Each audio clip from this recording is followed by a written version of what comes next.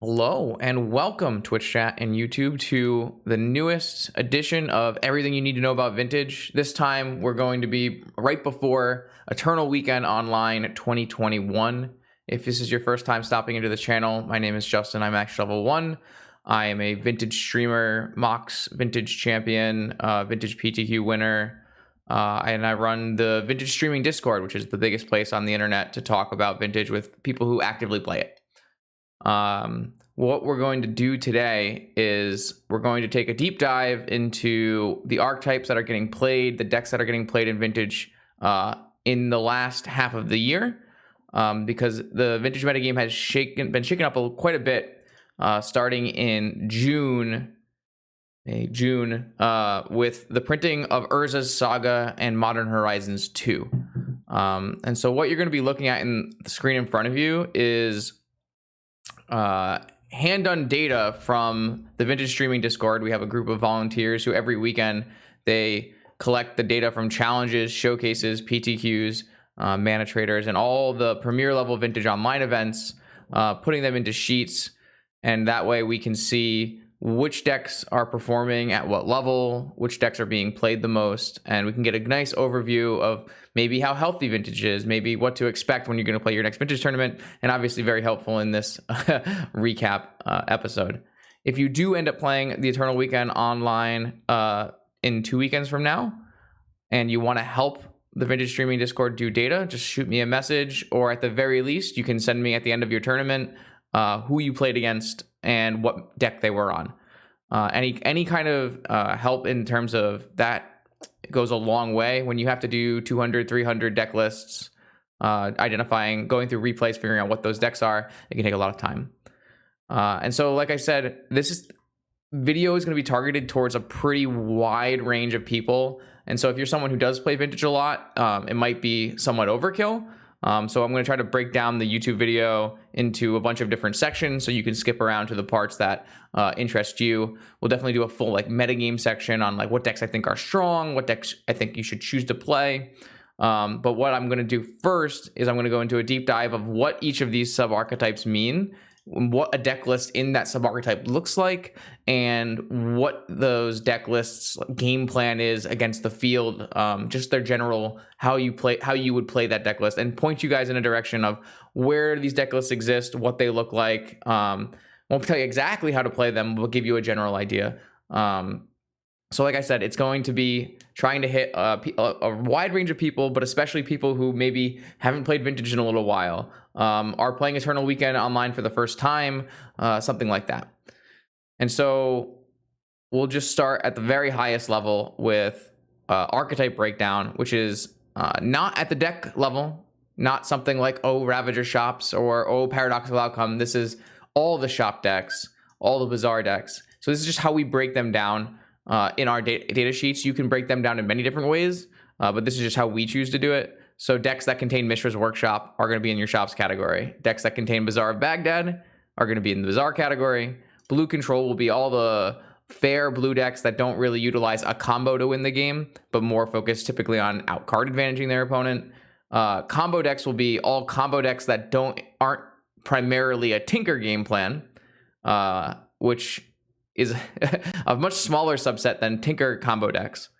DRS stands for Deathrite Shaman, so this is going to be your fair decks that revolve around Deathrite Shaman to gain, an early mana advantage, and then drain your opponent with Deathrite Shamans. Aggro decks, just any deck that is really putting creatures into play and attacking that doesn't already fall under a Workshops deck or a blue deck. Oath of Druids, quite simply that. And then Blue Tinker is going to be a wide variety of decks that are just basically the main game plan is Tinker for Bolos Citadel, but now with Urza Saga, there are a bunch of other game plans like that. So we can just start by going into the shops decks. Historically, shops has been upwards of 20+% of a Vintage metagame. Now that's fallen quite a bit. Not to say that shops are bad right now. As you can see over here, we have a pretty high win percentage over a pretty large metagame swath for Golos shops or prison shops. but something that is very apparent for someone who is coming into playing Vintage and has played Vintage before, but hasn't played Vintage recently since the printing of Urza Saga, is that your typical workshop deck is no longer Ravager Shops. And I'll show you what Ravager Shops would look like.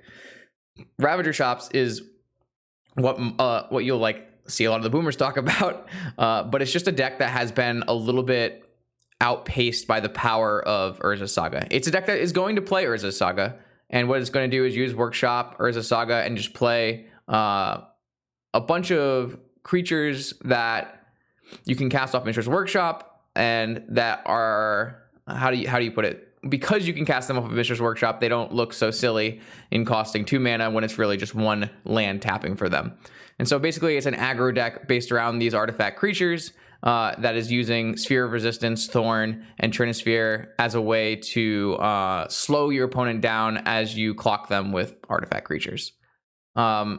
Recently, there has been a couple lists popping up with this kind of shell. I think Medivh is probably the one who started it back here on 10-9.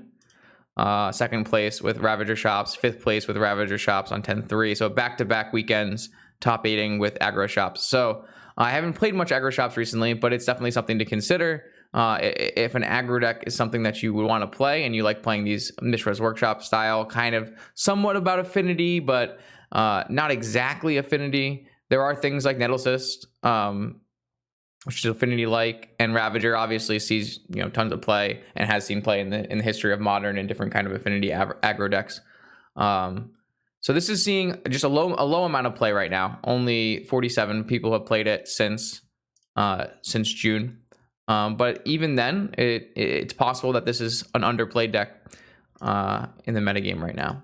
Like I said, the thing that has really changed that between this half of the year and previous years in terms of Vintage Ravager Shops is that it can be very difficult for Ravager Shops to fight through opposing sagas. You do have Wastelands and Strip Mines to attack their sagas, and you do make pretty big saga tokens of your own. But because you are an aggro deck with no source of card selection and card advantage, you do end up just with the luck of the draw, and sometimes it can be quite challenging to beat opponents' sagas. Another thing is there's like a lot of Tinker running around right now, and we'll get to that in the Tinker section, but that means a lot of Hurkyl's Recalls running around, and this deck has historically not been very happy when their entire board gets bounced to their hand for 1 and a blue. The deck that Shops players are really gravitating to is going to be this Prison Shops, and you'll hear people call it Prison Shops or Golos Shops or Golos Stacks.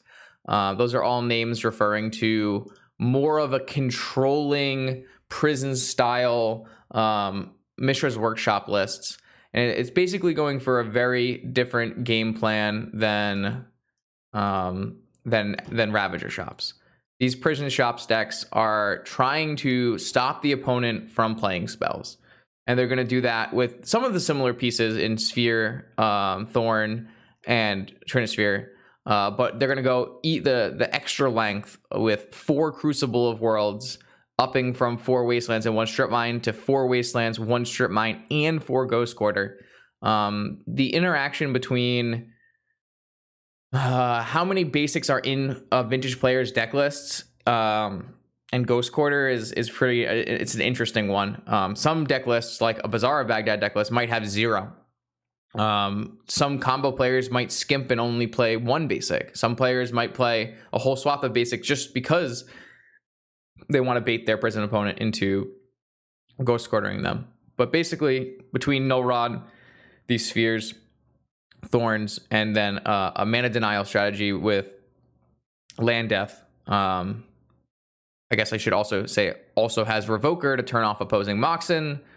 Basically, first order of business, shut off your opponent from casting spells. Second order of business, play a Golos and then start to build almost like a land advantage package where you can fetch a Golos and maybe you get a Caracas that can bounce your Golos, and then your Golos can get you an Inventor's Fair. Your Inventor's Fair can search for a Crucible, and then your Crucible can bring back Inventor's Fair, and then your Inventor's Fair can search for whatever you need. This deck was played and did fairly well before Saga, but the printing of Saga really changed the power level of this deck. One of the big problems with this idea of like a soft lock where you're stopping your opponent from casting spells is that eventually your opponent could get out of your lock because it's not a hard lock, it's more of a soft lock. They have an avenue to get out. Maybe they just need to hit more land drops. Maybe they need to hit, a bounce spell. What Urza's Saga does in this deck, not only is it searchable by Golos, so if you need it right away, you can just get it right away. It also just lets you clock your opponent incredibly fast. The Saga tokens can be extremely large very quickly thanks to Moxen. You can just really start making Saga tokens on turn 2 after playing it on turn 1. You could even do something like, Mox, Trinisphere, Saga, go. Your opponent can't cast any spells because there's a Trinisphere in play. Then you just start making these 4/4, 5/5, 6/6 tokens. And basically, the fact that one, Saga gives this deck an actual clock, and it doesn't require space in the deck for a creature that is a clock. So in the past, this deck would play like a set of Stonecoil Serpents as a way to, a scaling threat into late game. Now they don't even have to play those creatures. They can put their threats in their mana base, which is just extremely powerful. And anyone who's played Saga across any of the formats starting with Modern knows how crazy Saga is as a threat out of your mana base. Another thing that Saga does is it lets you play all of these 1-drops that are, targeted, relic targeted at the artifact decks, the graveyard decks, needle at the other activated abilities, planeswalkers, Saga itself, those kind of things. So this is like your more controlling workshop deck. The other style of shops that people have played in the past but just aren't really playing recently is called combo shops. You might have heard other terms like 2-card Monty, or I feel like there was one more. But basically, these are Mishra's Workshop decks that are trying to do some kind of combo element. Maybe it's Painter Servant Grindstone, maybe it's Dark Depths Thespian Stage, or maybe it's Leyline of the Void plus Helm of Obedience, or maybe all of those together. This deck was pretty popular in the beginning part of the year. If I just switch the data really quickly to the beginning of the year till now, you'll see that there's like a pretty reasonable number of people who were playing combo shops in the earlier part of the year. The reason it's just died down a little bit is because it's a deck typically playing Leyline of the Void in the main and is pretty dedicated to that. And if the Leyline of the Void in the main isn't as good, then the deck kind of isn't as good. And a lot of the dedicated graveyard decks have kind of fallen off in play percentage. So this, you can see there's just currently, I don't even have a link to a most recent combo shops list. But they're out there and they exist. I don't know if I can find one real quick to show you. They might be in here. I don't even think I'll be able to find one to show you. Maybe someone in chat knows if there's a link somewhere and they can link it to me and I can pull it up later. But that's like a pretty clear example of how little those style of decks are being played. Now, it's not abundantly clear if that means that that these decks are not playable. If for some reason the metagame in Eternal Weekend ends up being more graveyard heavy than before, maybe it's possible. In the end, combo shops also is a Mishra's Workshop Urza Saga deck, so there's a lot of inherent power in the archetype. Maybe it's still waiting to be tuned for the new metagame, or maybe it's just it was a flash in the pan and moving forward we won't see too much of it. I don't know. It's a kind of an interesting thing to think about. Those are basically the 3 different ways you can play workshops. You can play them aggressive, you can play them controlling, or you can play them comboing. The other major card based archetype, Bazaar of Baghdad. Bazaar of Baghdad still around 12.3% of the metagame since the beginning half of the year. And it's actually higher than I thought it was. I feel like it has fallen off slightly.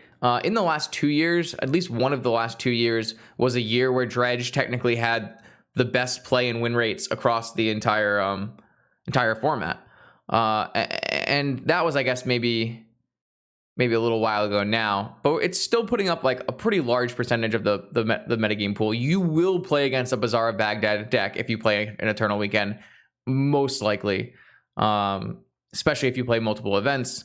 And the Bazaar of Baghdad decks aren't really consolidating in the same way that Golos is consolidating the workshop decks. You still have 3 distinct graveyard-based Bazaar of Baghdad decks. So the classic one is Dredge. Here we go. Boom. And Dredge actually has put up pretty nice numbers in the most recent set of months. I mean, look at right here. You can see 3rd for Jerry, 2nd for Wizard, 4th for Jer, 1st for Wizard. Previous to that, it was having some struggles, but it's a deck that is powerful, and it's a deck that is beatable, but you have to be ready for it. So these decks are a multi-Bazaar of Baghdad deck, almost entirely based on using the graveyard to use the Dredge mechanic and kind of abuse the Dredge mechanic. It got some new tools in Modern Horizons. You did get Grief, which is a unmasked, that's a creature, which is pretty cool. It's not exactly unmasked, because I don't believe it can target the same things as unmasked can target. It can only target opponent. But it's a nice tool, because say you activate your Bazaar and you put a bridge from below in your yard, well, then your Grief can actually make a zombie token. Basically, this deck, you tap Bazaar of Baghdad, you discard some dredgers. Maybe you play a hollow one for free. That's the part that's outside of your graveyard. And then you're just going to dredge through your yard, putting these like Narcomoebas and Prize Amalgams and Icarids in your yard that are all going to come back. And then you get to basically utilize, because you're in a really nice color set with Bug, all the best forces. So you get Force of Will, you get Force of Negation if you want it, you get Force of Vigor, which is incredible in the format right now. All of these free spells, Mindbreak Trap, Contagion, Vigor, Noxious Revival, bring back your Bazaar of Baghdad. You basically play a very weird game of Magic that is not anything like any other format. This deck has to find a Bazaar of Baghdad pretty much to function, and to do that, you play 4 Serum Powders so that you can sometimes get the free mulligans with them. And it's a all-in graveyard deck that comes with, the cost of being susceptible to hate. But if you are dodging hate, or if the number of sideboard cards other players are playing is low, this can be a very good choice. And honestly, I think it might be a good choice going into Eternal Weekend. We'll have to see, though. A lot can change in the next 2 weeks, right? The Vintage metagame online moves fairly fast. For example, this deck was all the rage at one point, Hogaak, which is a much fairer take on Bazzar Archetype. So instead of playing only 4 Bazaars, we're playing a fetch land Bayou mana base, along with Wastelands to attack our opponent's mana.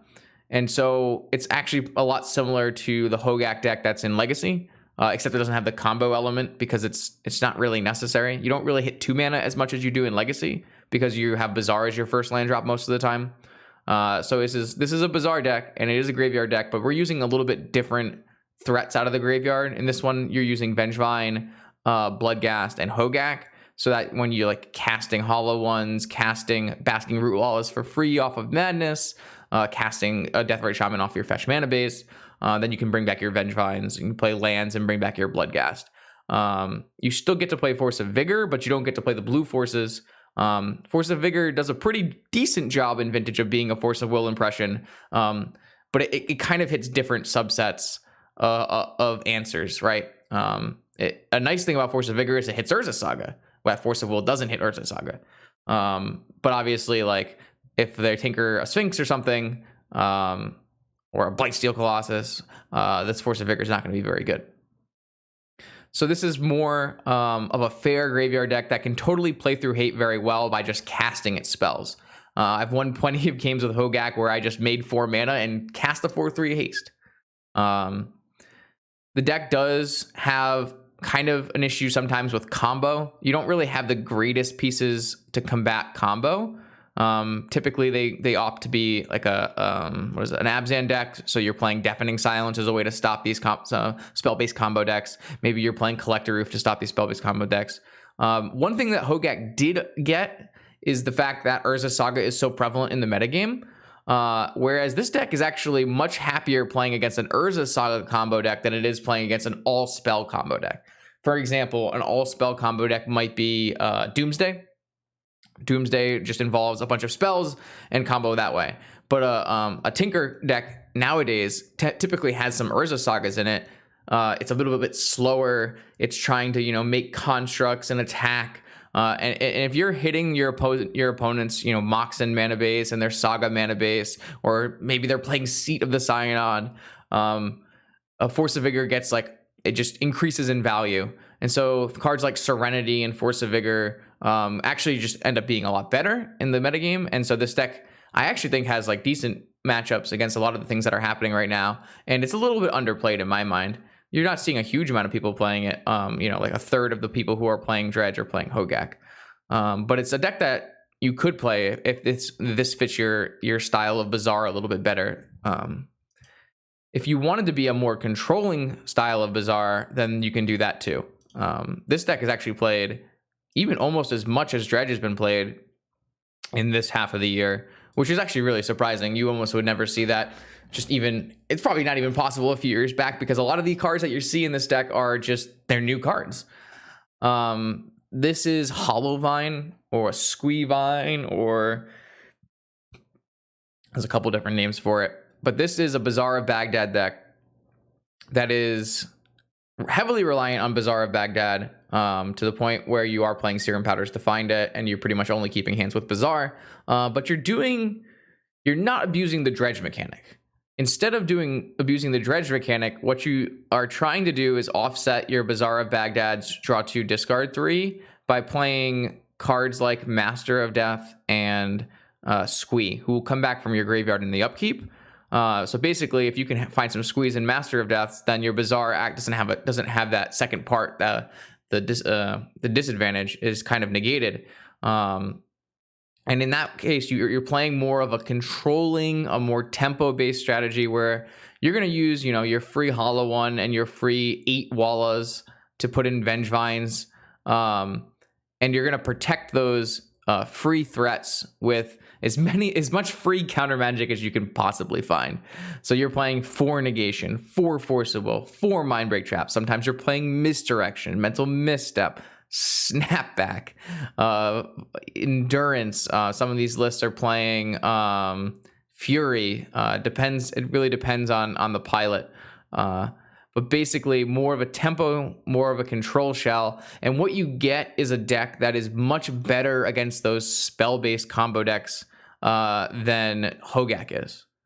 It's a little bit more fragile. It's going to suffer when it can't do its Bazaar game plan. If your Bazaar gets needled, then you have no answer. If your graveyard gets wiped and you're hemorrhaging cards off your Bazaar, those kind of things, your Bazaar gets wastelanded. There's a big reason why a lot of these lists are playing 4 Noxious Revival in their 75, so that they can have another free avenue to bring back their Bazaar after it gets wastelanded. Basically, I think that for the most part, this Hollowvine deck has the complete opposite matchup percentages as Hogaak. It's just better versus a different metagame call. So it actually ends up being really nice if you're someone who just wants to play Bazaars. You have 3 very distinct options that all play pretty differently in the confines of the space that is you're playing Bazaar of Baghdad. And they're all better against different things. So if you're not expecting a huge number of Wastelands, you're expecting a huge number of Doomsday players, this is a much better deck than, say, play Hogaak. But if you're expecting people to attack your mana base, maybe you want to play Hogaak instead of this deck. It really is up to you, the player. It's like a play style thing, and it's also a metagame call. The nice part about this deck is there's a couple of pretty good pilots on YouTube who you can watch. You can watch Montolio, you can watch No Props. I put up a video playing this deck through a league, so there's some good content in terms of watching people play and learn, because it's not the most straightforward deck. But once you get the play patterns and the play routines of what you're pitching, what you're looking for, what you're trying to stop, this deck can end up being a pretty powerful choice.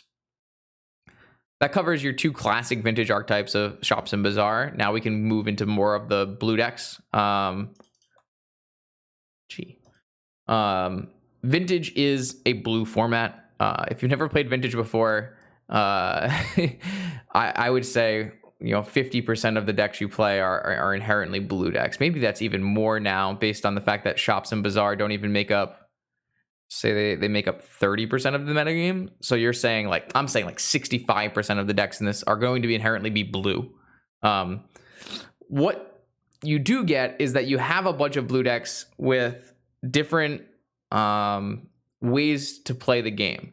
So even though they are all blue, they are not all the same. They go back and forth really heavily on the super aggro deck that can still be blue, and the super control deck, and the combo deck, and everywhere in between. So while it is very much a workshop, Bazaar, and blue format, the blue does let you play any colors you want and like any style you want, but you're probably playing blue. So what we're going to start with is the decks that are blue and they're controlling. The main control deck in the format is Jeskai. Jeskai just gives you the best color combination for tools. It gives you cards that can answer anything. And this is a deck that has been performing. It started off having a really hard time when Urza Saga was printed, because Urza Saga is a land it's a little bit harder to interact with for Jeskai, who's a deck that's typically not playing Wastelands. It's a deck that's playing Mystic Sanctuary and a bunch of islands. So it took the Jeskai decks a little while to adapt to the Urza Saga metagame, but now that they've kind of adapted to the metagame, they're in a bit of a better spot than they were before. They picked up a bunch of tools that can actually help combat Saga. So things like Alpine Moon, or things that are just remove enchantments, like a Wear Tear. Lavinia has been pretty good against this current metagame. So these decks have adapted a little bit, which a control deck always has to do when new powerful things are introduced to the format. But what you get is a deck that is really going to reward you for your Magic skills in terms of cantrip sequencing, threat evaluation. If you're playing a blue deck in Legacy, say you're playing a Bant control, or you're playing a Delver, your skill set is going to transfer over fairly well when it comes to a deck like Jeskai. So you do have some of the Delver-esque threats in Ragavan and Dreadhorde Arcanist and Mentor, but the way you really typically win the game is by drawing a ton more cards than your opponent. If you cast Ancestral and flash it back with Dreadhorde, you can cast Ancestral and bring it back with Mystic Sanctuary. You can just loop back your Gush with your Mystic Sanctuary. You have Dak to pitch, put away cards you don't want, pick up cards you do want. You have, all kinds of answers with Pyroblast and Swords and Flusterstorm, and the printing of Prismatic Ending was very, very nice for Jeskai. Helped deal with some problematic permanents that typically had a hard time dealing with. And so this is just basically it's a control deck, but it will actually it'll almost feel like a combo deck if you haven't played Vintage before, because of the high powered level of the cantrips and the not the cantrips, but just the high power level of Ancestral Recall and the draw engine. So some people will call it the Xerox engine. You have Dig Through Time, Treasure Cruise. Basically, you can go through your cards really fast and just gain a huge card advantage. And that's just how you're going to close out your game. Once you have an answer to all of their things, then you can just kill them with a Mentor or Boredom, or however control players like to do that these days. A less common color combination for a control deck is Rug. Rug decks have a problem missing Swords to Plowshares. Swords to Plowshares is pretty much the best creature answer that you could possibly ask for. It's a really strong way to fight the fair mid-rangey decks in Vintage.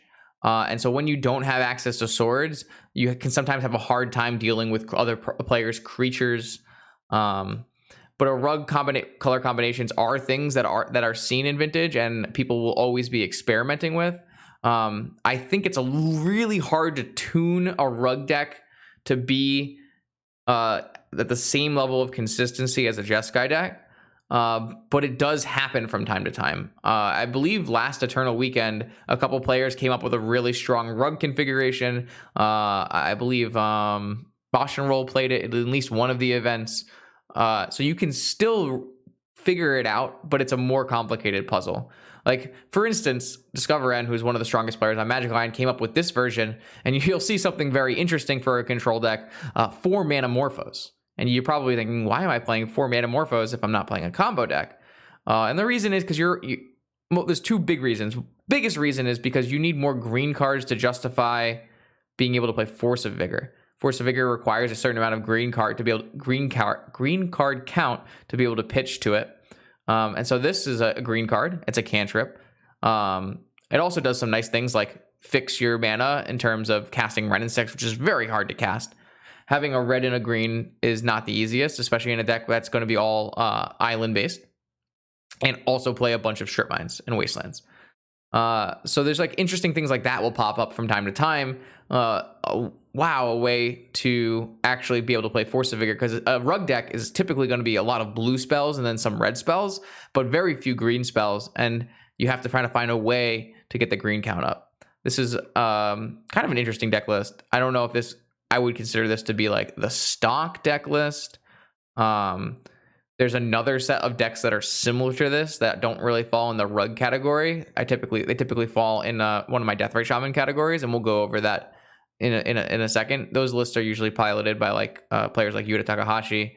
Those lists, instead of playing something like Mana Morphos as your green card, they'll play some Deathrite Shamans as their green card. But yeah, basically it's a blue, red, green Planeswalker control deck. Sometimes you'll see 5 walkers, sometimes you'll see 7 walkers or 8 walkers. Lots of Dak Fadens, lots of Ren and 6s. And you have a pretty wide selection of creatures you can choose. Ragavans, maybe you want to play Tarmogoyfs, maybe you want to play Collector Roof to stop the other opponents who are playing the artifact decks. There's a pretty wide range of things you can do in here, but it is tough to get it to be just right. Whereas the Jeskai deck, I think, is a little bit more well-rounded in its core. I don't know if there's anything super interesting inside of other blue control. Players will, if they want to play control, they'll play control, and they'll find ways to do so. Actually, I don't think this falls. Okay, yeah. So this is just a category full of things that don't exactly fit those color combinations. I know Senpai Blank, who's a big Jeskai pilot, has been playing these Blue Moon style decks. So this one is, just blue and red, but you're still a spell-based control deck, trying to use Blood Moon, trying to use Dress Down, Ethereal Forger. There'll be people who play like Standstill, which I don't ever recommend you do, but if it's something you like to do, there are lists out there. You can find them. I don't know, what's this one? What did I make here? Oh, this was a mono blue list that I put together with Thing in the Ice and Murktide Regent. So there's like, when blue is the most powerful color, when blue is the most powerful color, you get a lot of base blue decks, and there are a lot of cards you can play in your blue decks. Blue is always going to allow you to experience other colors to the best you can. So you'll find these decks that are all of their fetch lands are islands, and you're fetching islands, but you could splash them in a variety of different colors.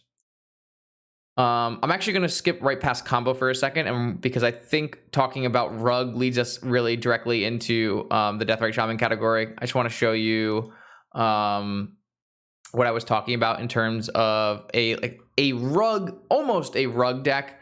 It's a little bit more of a 4-color control deck. I'm going to pull up Yuta's last list. So this is another way you can build that rug deck that we were talking about before.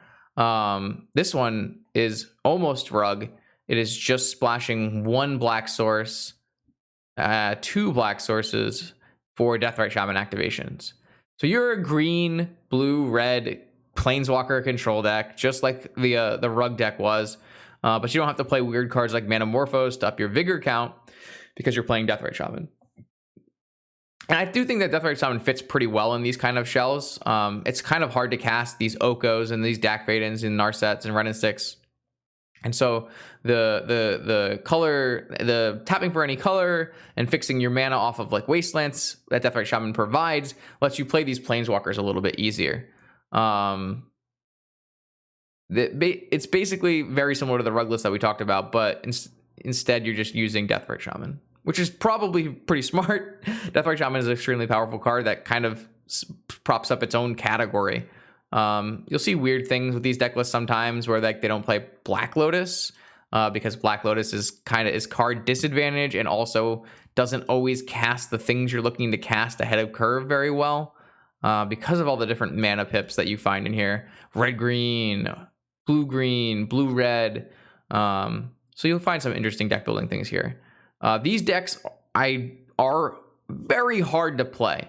Not many people besides Yuta experience success playing Yuta's decks. So I do recommend, if you want to play this style deck, that you put a bunch of practice in. It is a deck that you are going to get some amount of like experience. If you have experience playing like Deathrite Shaman decks in Legacy before it was banned, that will definitely help when you try to pilot this deck. It is very much like I said, the Magic fundamentals, like threat evaluation, card sequencing, holding up mana for counters. But in my opinion, it's one of the more difficult decks to play. And I'm not even sure it's like a super good deck. It's hard sometimes in Vintage to separate what are good decks and what are powered decks that are played by very good players. And it is very hard to determine that and separate those sometimes. The biggest Deathrite Shaman deck, and even one of the biggest decks in the whole format, is Bug. It's just a Sultai colored Deathrite Shaman. It's a mid-range deck, but it's almost a hate bears deck. It's somewhere in between those. What it definitely is a fair blue deck. So it's all centered around a mana denial package, utilizing Deathrite Shaman to play 2 and 3 mana creatures ahead of curve while wastelanding. It's your Oko deck of the format, really. So basically, we have some hate bears inside with Collector Roof and Leovold, and then the removal that can kill most different threats on the board with Abrupt Decay and Assassin's Trophy, backed up by Forces of Will and Forces of Vigor to stop the more combo-esque things. I consider this deck to be probably one of the fairest possible things you could choose. It does lend itself to play from other formats. A lot of the lines make sense if you play this kind of style in Modern, in Legacy. But I don't think it's straightforward and easy. I don't want to say that it's straightforward and easy, but I think it's very encompassing of just Magic as a whole. It feels the most normal. If you were to play other formats, this deck doesn't feel out of place. Whereas you can't say the same things for like Bazaar of Baghdad, Mishra's Workshop. Now, the deck does reward correct sequencing and it's more of correct. It's threat evaluation, but it's not your opponent's threats. It's your threats that you have to evaluate which cards you're putting in play first. Do I want to not wasteland my opponent so I can get a Leovold on turn 2? Or is it more important that I wasteland my opponent to stop them from casting whatever their spell is? I think it does take a little bit of practice and work to figure out exactly those sequences. But I do think that those sequences aren't as damning if you mess them up. I think like the difference between 2 different lines on the Bug deck might not be super high, but it does leave room for skill expression, which is pretty nice. It's not a deck I have a lot of experience with or a deck I've played a lot. It's just not my style. But if you are more of a fair wizard, you don't really want to combo, you don't want to use the graveyard, you don't want to put artifacts in play, it's a choice that might suit you as a player. By all means, this is probably the second most played single archetype in Vintage this half of a year. It has had some rough performances, I think, in the last 3 months more than the last 6 months. Let me just check that real quick. No, about the same, actually. It used to be one of the best performing decks, and now it's somewhere around what you would expect from a Jund style fair deck. It's, a 50% win rate deck. You have game against most things in the format, but you also aren't doing something inherently game breaking. Some people that appeals to, some people that doesn't. If you're a Jund player, you know what you want. This is your Jund deck. Now I think we'll go back up to the combo decks. And what the combo decks I'm going to show you are combo decks that don't have Tinker as their primary game plan, kind of. I say kind of because Breach has changed quite a lot. But there's this DPS used to be an old deck that people played called Dark Petition Storm. Basically a non-force of will, like duress Thoughtseize deck using Dark Ritual and Dark Petition to Tendrils kill your opponent. That just doesn't exist anymore. Playing a combo deck that doesn't have force of will is just not going to cut it in 2021. The decks you're playing against are so strong. You have to be doing a Bazaar thing, a Shops thing, or a Force of Will, or a Force of Vigor. Usually has to be one of those. So basically, Doomsday has completely fallen out of the metagame. Discard is just not what you want to be doing in Vintage. However, that doesn't mean you can't Dark Ritual kill your opponent. You just should do it in a deck that has forces. And this is the #1 non-Tinker combo deck in Doomsday. And I know it's seeing a lot of play now in Legacy as well. But basically, you cast Doomsday and you make your library 5 cards. And then typically your 5 cards are 1 an Ancestral, a Black Lotus, and a Thassa's Oracle as your first 3. You draw into Black Lotus, Thassa's Oracle, and you put it in play and win the game. Doomsday oversimplified. It's not that easy most of the time because people are going to try to stop you from doing that, but sometimes it is that easy. Doomsday has a reputation in Legacy and historically of being an extremely hard deck to play. That is no longer the case in my opinion. That's my opinion. Other people may tell you differently. I believe the printing of Thassa's Oracle has made Doomsday an easy deck to play, and if you are a combo player, you will be able to pick up Doomsday easy. However, the floor has been raised of Doomsday, but there is still a huge gap between the floor and the ceiling. There is tons of room to become an extremely proficient Doomsday pilot and someone who is able to play around different minutia. Like the best Doomsday players in the field, Diem and DiscoverN, have these incredible high win rates with Doomsday where they're up at like 60-65% win rate. Because they're so good at playing around the cards the opponent may have to stop them. And that is not straightforward. Making a Doomsday pile that wins the game very easily with Ancestral or Gush and kills on the same turn because your opponent has no interaction is very easy. Making a Doomsday pile that you have to pass the turn and your opponent could Wasteland you or Sphere you or Null Rod you, or wait, maybe they have a Flusterstorm. What if they have a Flusterstorm? How do we beat a Flusterstorm? If they have a Pyroblast, how do we beat a Pyroblast? What if they have a Dress Down? Oh no, my Flusterstorm can't counter a Dress Down. There's like tons and tons of layers that can be built, which makes Doomsday hard when people have things to stop you. They don't always have things to stop you, is basically what I would say. It's a deck that I don't recommend you play blind, but if you have time to put some reps in and you're a combo player, if you're a Doomsday player from Legacy, this deck will probably be a cakewalk. I've seen the Doomsday piles in Legacy. They're nowhere close to as easy as, like, the Doomsday piles in Legacies are much harder than the Doomsday piles in Vintage, in my mind, because you just get these absurd fast mana pieces. You get the absurd draw spells, and they're all just spells you would naturally play in your blue-black deck.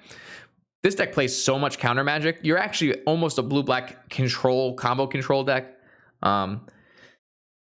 Sometimes this deck plays more counter magic than the control deck of the format, like Jeskai. Excuse me. So it ends up being a really weird mix of combo control that historically in Magic and competitive, like constructed Magic, combo control, if it can be the best deck, if it has the cards to support the best deck, it usually is. Is Doomsday the best deck right now? No.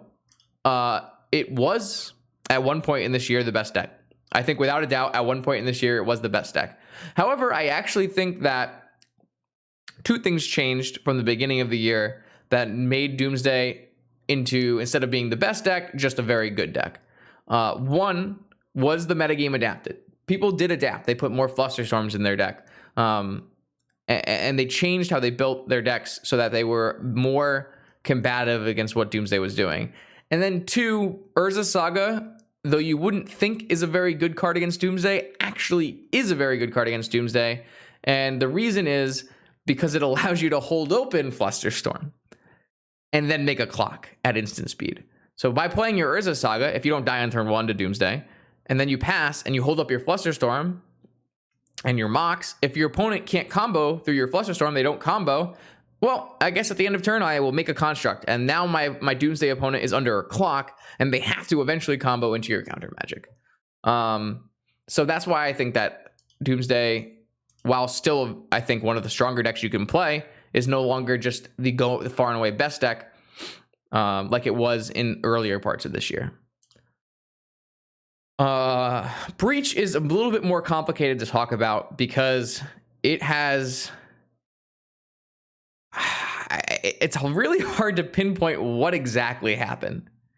Because if I do, let's say I do 1/1/21 to 6/1/21, Breach is your second most played deck, and it's putting up good numbers. Then it goes away, and but I don't really think it was because of Saga. A lot of the changes in this have because of Saga, and I'm not convinced it was Saga that changed what Breach is, because I actually think Saga plays pretty well with Breach.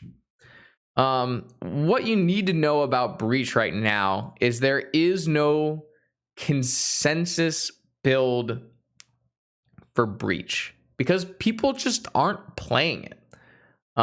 People just stopped picking it up. At the time, Breach was a really nice to play into Doomsday with, but maybe when the metagame was adapting to Doomsday, it also adapted to Breach. I'm not really sure. It's going to be hard for me to find a Breach list to show you. A lot of the lists that are playing Breach right now are not dedicated Breach lists like you saw in Legacy before Breach got banned, or even that you saw earlier in this year. Earlier in this year, you would see these 3 Breach decks that primary game plan is Breach combo. And now, most of these decks are not playing Breach as their main game plan. They're playing Breach as their side strategy. This deck, for instance, from Karate Dome has 3 Witches as a way to play. It's also a Tinker deck, so you're playing Tinker Citadel, Tinker Sphinx of the Steel Wind. You're also playing Urza Saga, so you have constructs to win, and you have Breach. One of the problems, in my opinion, with a dedicated Breach deck is that Breach is really susceptible to certain pieces of graveyard hate, the number one being Leyline of the Void. And Leyline of the Void is one of the more played pieces of graveyard hate in Vintage. So when people started playing more Leyline of the Void, then maybe that's why Breach fell off as a primary game plan. Now, I do think that Breach is a pretty reasonable secondary game plan. Personally, I've been trying Breach in decks like Pio as a secondary win plan, and I think Breach, in theory, plays pretty well in a Saga deck. I probably should have led with this. The main combo Underworld Breach is Underworld Breach, Black Lotus, and Brain Freeze. So you just Brain Freeze yourself, you replay your Black Lotus, you replay your Brain Freeze on yourself, you replay your Black Lotus, and let me see what this list looks like. And you just you mill out your deck, then you mill out their deck, and then you ancestral target them, and then they mill out and lose. Or you mill over your deck and you cast a bunch of lightning bolts to win. There's a lot of ways once you have access to your entire graveyard in an Underworld Breach. Log just linked me in chat a different Underworld Breach take. This is a cool one because it has Dragon Rage Channeler. Dragon Rage Channeler is a super sweet card in Breach, help you fuel your graveyard. So this looks like it's more of a dedicated Breach shell. It's a little hard to see on this website, and it's blinding me with its white background. But definitely a way you can build Breach as a dedicated shell. And I totally think that Breach can be built as a dedicated shell. I just don't know if it should be built as a dedicated shell. And that kind of just goes back to the thing I led on, which is we don't know how to build Breach right now. But you could figure out how to build Breach, and you have 2 weeks to do it. And so I think if that is something that excites you, it's totally something worth playing around with. because it's an incredibly powerful card. There was a very large debate in the Vintage community on whether Breach was more powerful than Yogg-Will, which is restricted. And it's still kind of a debate. But now, it at one point, it looked like Breach might take over the metagame and be the best deck for a while. People were at one point were calling for Breach restrictions. That has simply not been the case in the last half of this year. Obviously, some of the calls for restrictions were during a time where you could bring back Underworld Breach with Lurrus. And funnily enough, you technically can do that again. It's just that Lurrus has been nerfed. I don't think I see any of them right off the top of my head, but this one right here, I believe. Here's another take on Underworld Breach. So this one is a Lurrus deck, so you don't get to play Tinker Citadel, but you get to bring back Dragon Rage Channeler, you get to bring back Underworld Breach, maybe you get to play a Soul Guide Lantern. This one's not playing Sagas, but instead is playing a Sanctuary. And so this is a completely different way to build Breach. Mario asked, why did it fall off? And I really don't have a concrete answer for you. I have a bunch of suspicions. Way people built decks, the fall of Doomsday, the change in Saga. It's a lot of things, but in the end, right now, Breach is a deck that is seeing some play, but it's not seeing consistent play, and it's not seeing consistent builds. So until then, it's a little bit of a question mark, but it is something you could see. And that covers our non-Tinker combo decks.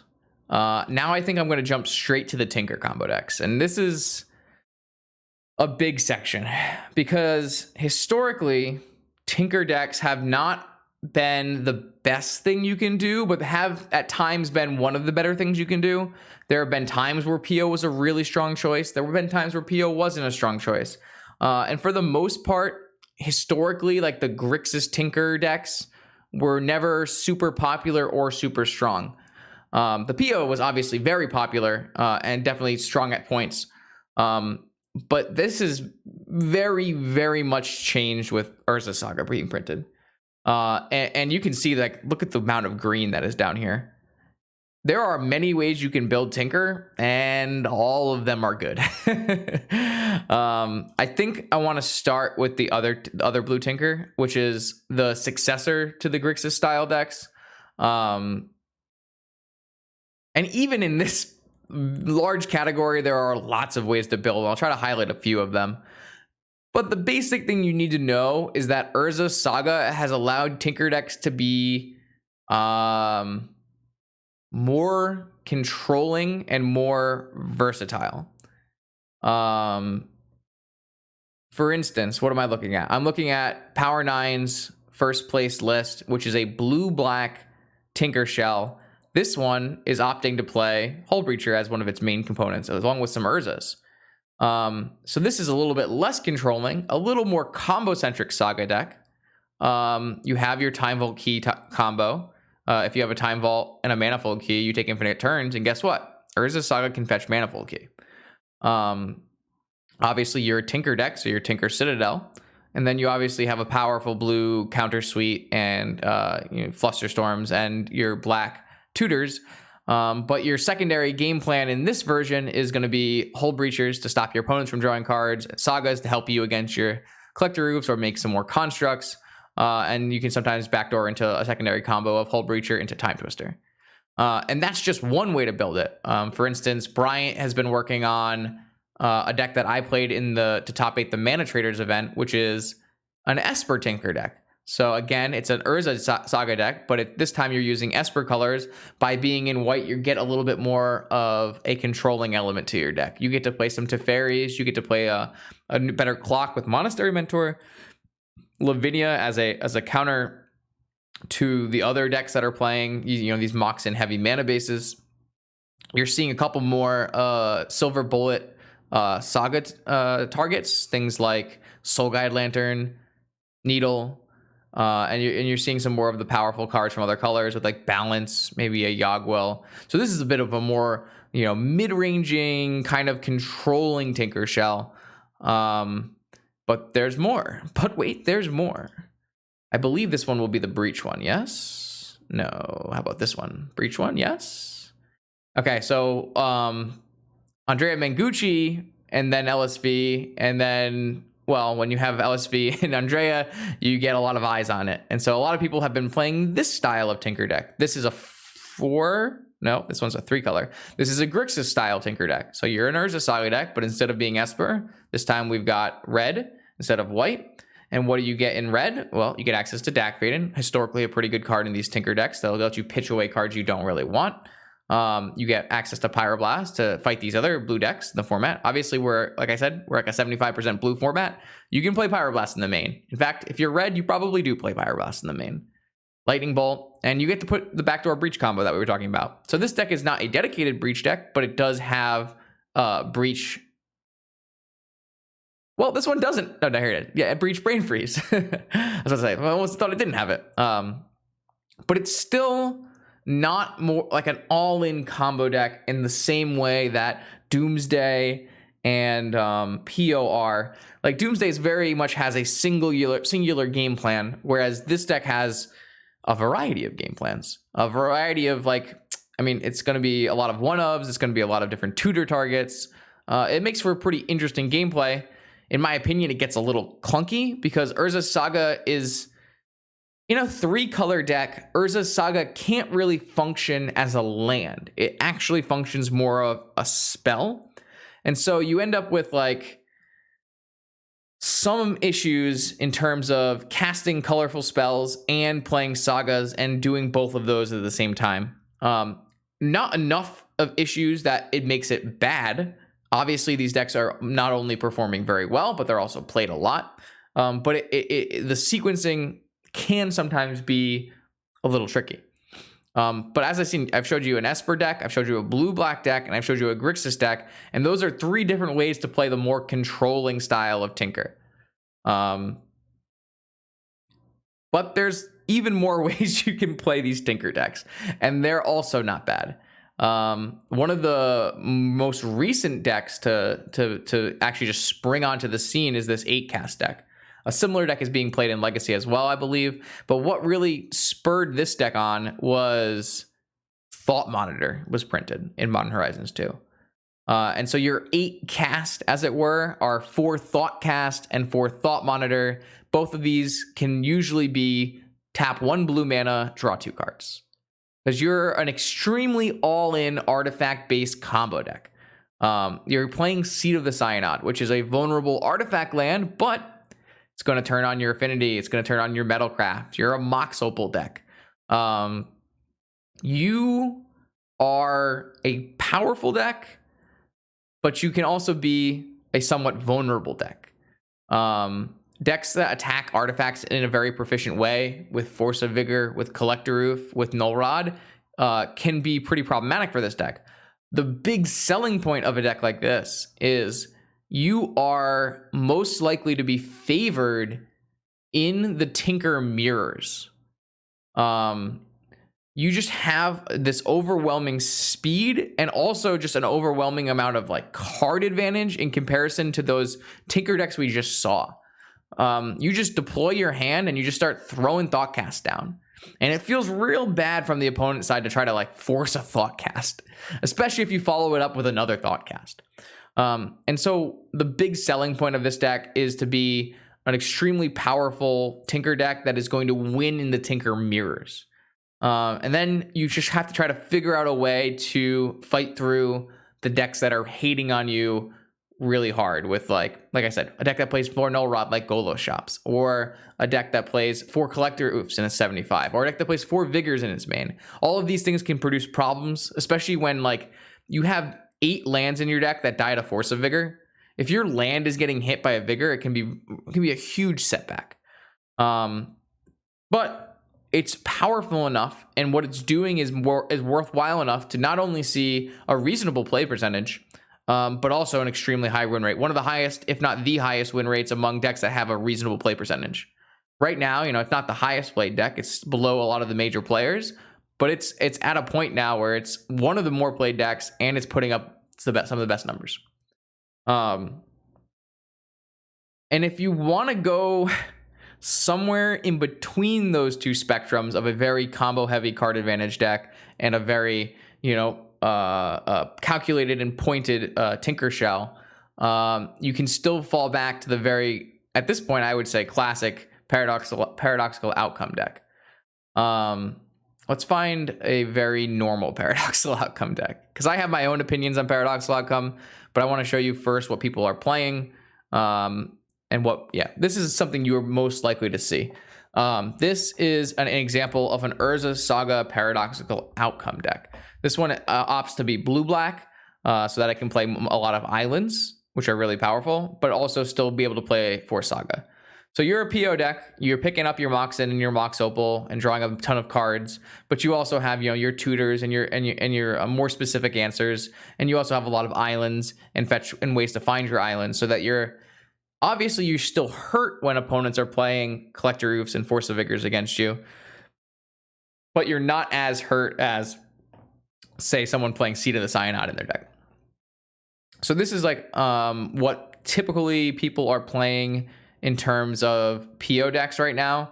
You're seeing a lot of the same things you've historically seen in PO. A lot of the same, a lot of the shell is kind of cookie cutter because it's all the restricted blue cards, all the restricted black cards. But then you have, your pile of Flusterstorms to help you resolve your things, your multiple Sensei's Tops to make your Tinker into Citadel plan more effective. And then, of course, now you have access to Saga. So Saga lends you towards a secondary game plan of attacking with constructs, which is nice because now you are not as vulnerable to Flusterstorm as you previously were. You're not as vulnerable to Pyroblast as you previously were. And you also have like a more reasonable reason to play Vault Key combo in your deck than it did previously, because now you have another 4 tutors for Manifold Key. It makes a really awkward dynamic where if you play a Time Vault and you don't see a Saga, you kind of still have to counter Time Vault, because if a Saga comes down, then it's an uncounterable key, which can be very problematic for lots of different decks to handle.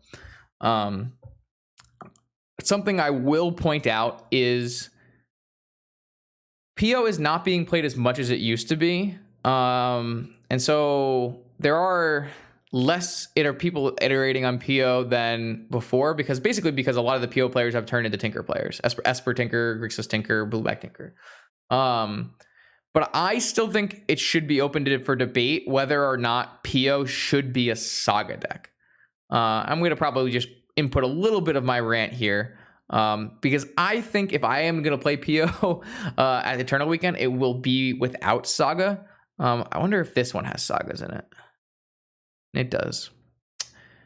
I'll bring up this one then. This is a list that I've been trying out. I'm not saying this list is good, and I'm not saying this is a list I'll play. It's just an idea I've been trying out. And here's the thought process, just to give a little background. I am choosing not to play Urza Saga in my deck because I think it kind of clashes with the main PO game plan. It makes your mana base a little bit bloated because it's hard to fit 4 lands that are more of spells into your deck, and it just doesn't exactly play with the same patterns that a paradoxical outcome player will normally want to do. What it does, Urza Saga does, is it gives you that secondary game plan of a construct, which is great in some matchups. However, it also opens up for you to have more issues than your deck typically normally would with Force of Vigor and Wasteland. And your PO deck historically doesn't really care about Wasteland too much. You can build it in a way, you can fetch in a way where Wasteland is not a super big deal. But when you have Saga and your game plan is trying to make these constructs, it can kind of clash. And I don't think it clashes enough to say, and the data certainly doesn't say that you shouldn't play Saga in PO. By all means, like, Saga and PO is a viable strategy, but I also think there's a viable strategy that combats a different metagame where your PO deck does not play Saga. If people overwhelm the metagame with answers to Saga, you may find that your deck is more hurt by having a Saga in it than not. For me, I think I like Dress Down a lot as a Saga answer. It's something you can pick up with PO, kill both their tokens, or you just don't worry about spending your land drop playing a colorless land when you need your blue lands to play your spells, or you need your red lands in this case to maybe play your spells. I don't have a list or anything for you, but I just want people to be aware that some of these PO lists are playing 3 Sagas. Some of these PO lists are playing 4 Sagas. I and a couple other players are playing 0. Some players are playing 1 Saga. I don't know if there's a, let's see if there's a Fanoop list. Here's a Fanoop list. I believe this Fanoop list has a single Saga in it. So this list, Fanoop is one of like the PO players who likes to iterate the most. Is playing a bunch of dress downs to answer the Saga metagame, but still playing a Saga themselves because maybe you want a demonic tutor for it. Maybe you want a vampiric tutor for it.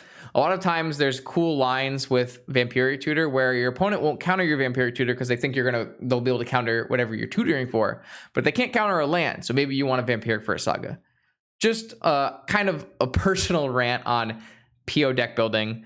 If you are going to see a PO player in a tournament, they're most likely playing Saga, and they're most likely either Esper or blue-black, but they might not. So it's something that you have to keep an eye on.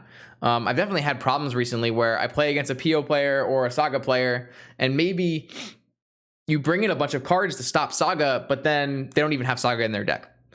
So you have to just be careful on how you board in and out versus these Saga decks, where there is some amount of customization in how many Sagas they're going to play. Is Saga going to be their primary game plan, their secondary game plan, or just a small part of their game plan?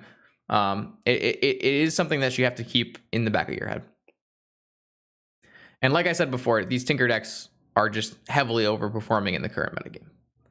Now, if you've said, man, that's a bit too much, spells, too many counters, too much.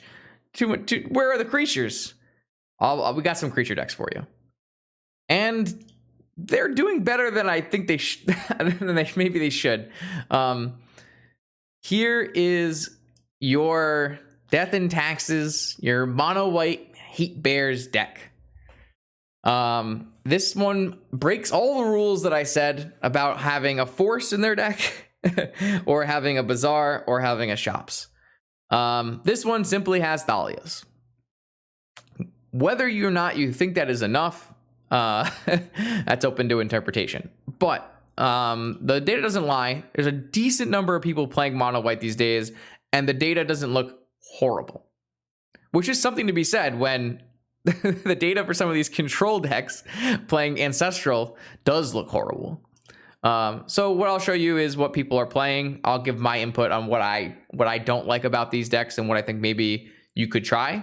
I'm going to show you Grimm's list here, because Grimm is someone who actually consistently puts up very good numbers. Look at this: 5th, 1st, 2nd. Grimm, is doing pretty well recently with this deck, and this is a Lurrus Hate Bears deck. You're playing a bunch of Thalias. You're playing Spirit of the Labyrinth because, like I said, everyone's an Ancestral deck or a Bazaar deck. You play your Luminarch, which is going to help you make these things into reasonable clocks because they're just not.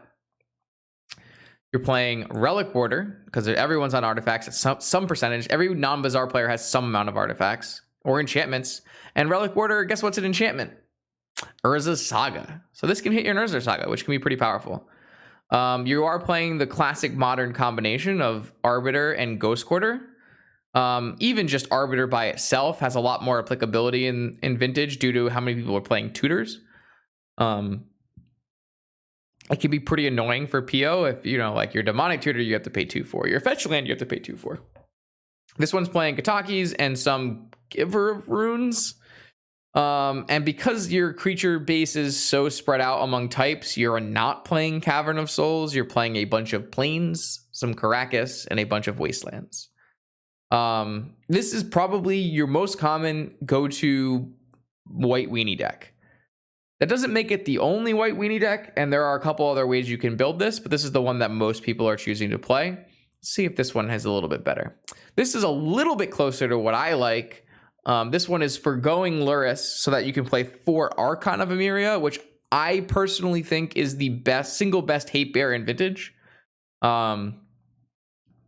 The combination of Rule of Law and the 3-mana Thalia non-basic tax thing is really, really strong against every blue-based deck, from the fair decks to the combo decks. I'm a huge fan of Archon. I'm also a huge fan of like Cavern of Souls, which these decks are not playing. So trying to figure out a way to play like an Archon, Thalia, Cavern of Souls deck would be something that I would personally do if I was trying to play mono white aggro. But if you know, in the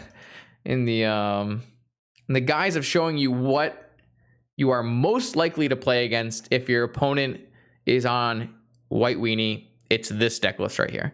If your opponent reveals Luris, it's really one of three things. It's either white weenie, which is the most likely choice, or a weird breach deck, which it could be, or like a weird Jeskai deck, choosing to forgo DAC and instead play more creatures.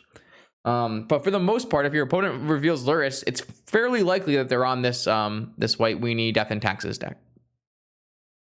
One of the big upsides of this Death and Taxes deck is that it can be extremely good against combo.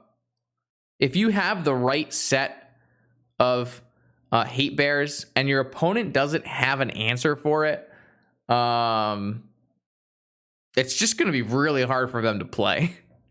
So it actually forces these combo decks to keep in mind that they do probably need answers. Maybe they need a balance in their 75. Maybe they need to play 4 lightning bolts across their 75, just to make sure that they have answers, because these decks look silly, but they do sometimes get the job done, and especially in the case of Grim, you know, getting the job done fairly often.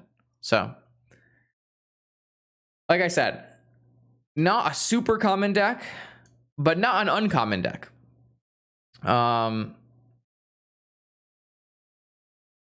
Now, that is like, let me try to find the other deck actually where there is no forces, because there's another set of aggro decks that look like this, but I don't know where they're located. Maybe they're just out in the middle of nowhere right now. I want to show you this deck, not exactly this list, but there are these other, like, this is another way you can maybe build a similar style deck. This one is more of a human slant. So you have Outland Liberator, Luminarch, Noble Hierarch, Thalia, and Thalia. So this one, you know, you can play some Cavern of Souls in it. This one, you have a large number of green cards, which allows you to, you know, once you include Once Upon a Time, which allows you to play some Force of Vigors, which gives you a little bit more on the draw power against these combo or artifact oriented combo decks.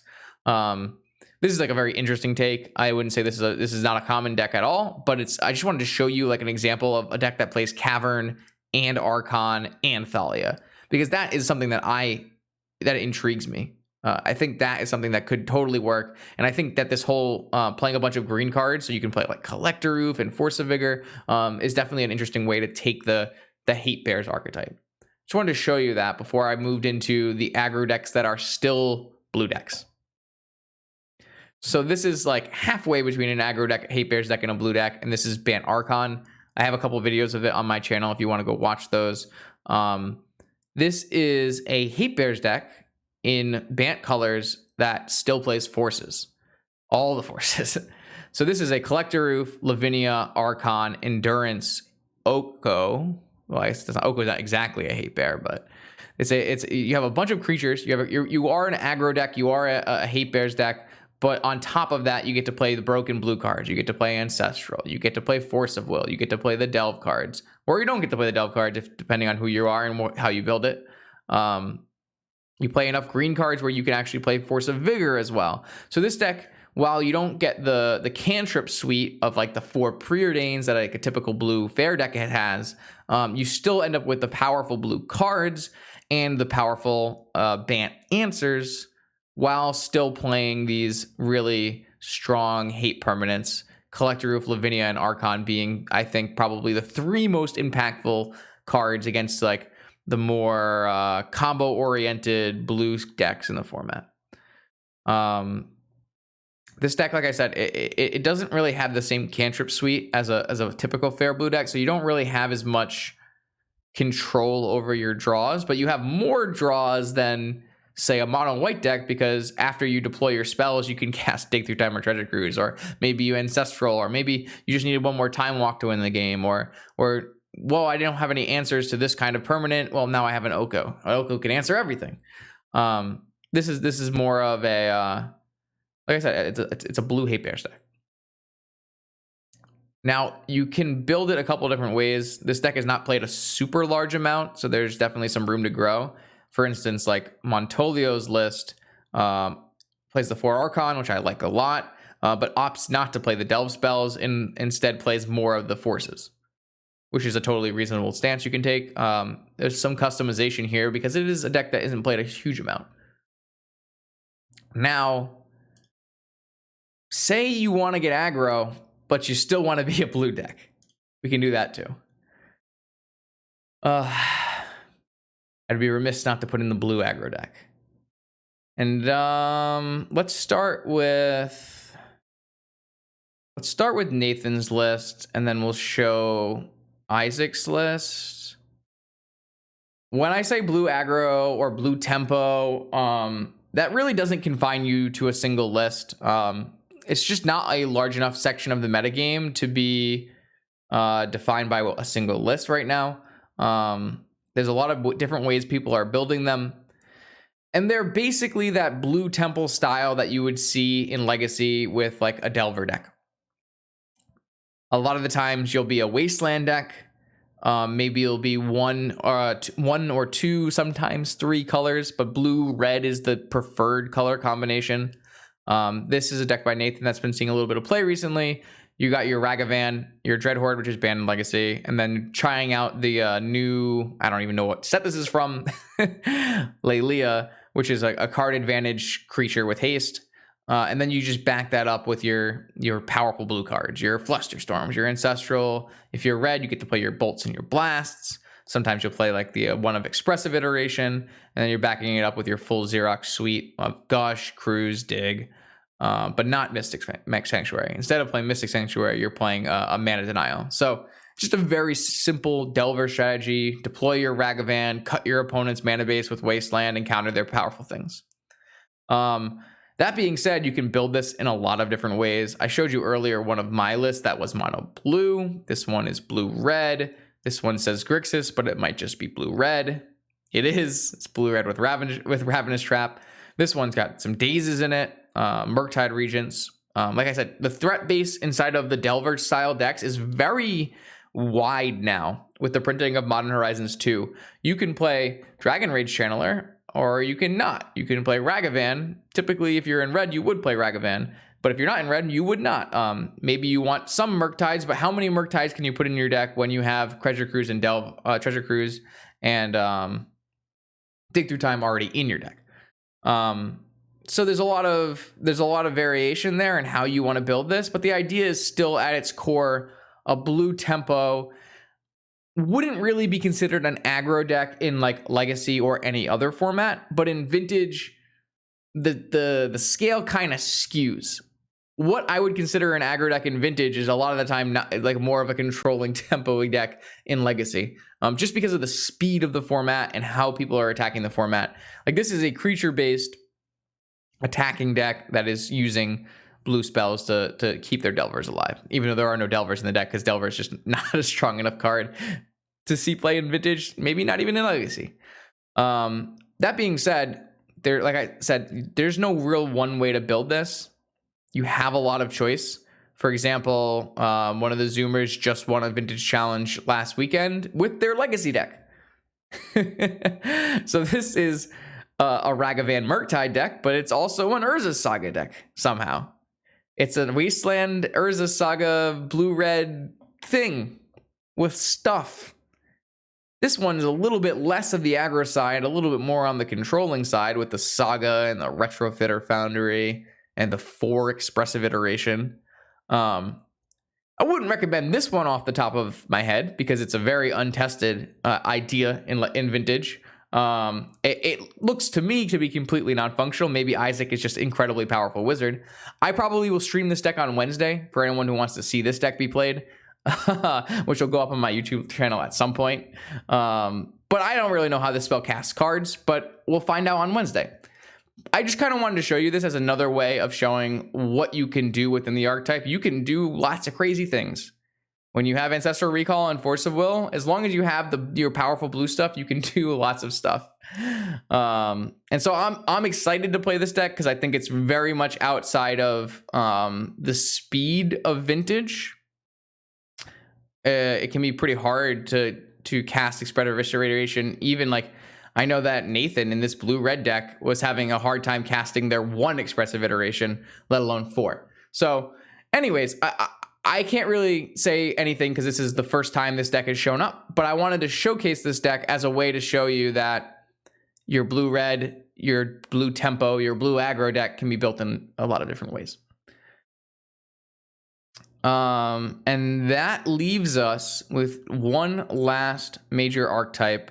It's a small archetype, but it is pretty distinct, so I think it's usually worth talking about, and that's going to be Oath of Druids. No matter what in Vintage, no matter how good Oath of Druids is, it will be played. It's just a very nostalgic and a very vintagey thing, and something that people really enjoy doing. And so I will show you a Miharu list. I'll show you a Miharu list. This is, in my opinion, the best Oath player on Magic Online. She typically builds her deck as a control Oath deck, and now there you can build the Oath as both control or combo. This is more of the controlling variety. So it's typically rug based, and you're going to be using a lot of Okos. Your blue counter suite. This one's playing 2 Mindbreak Traps. Your 4 Pyroblasts and Flusterstorm. So you're playing a true control deck with just tons of counter magic. The most versatile answering. What am I looking for here? Oko does a lot of things. Not only does it answer permanents, but it turns your opponent's Moxen into creatures, which lets your Oath trigger. I guess I should explain Oath in case people don't know what Oath of Druids is. Basically, Oath is a symmetrical enchantment where the player who has less creatures gets to flip over their library until they hit a creature. So basically, you don't play creatures. Instead, you give your opponent's creatures, whether that's with Oko or that's with Forbidden Orchard. And that way, you get to flip and play a free creature. Historically, your free creature is usually like a Grizzlebrand or a Niv-Mizzet or sometimes in the past, Emrakul.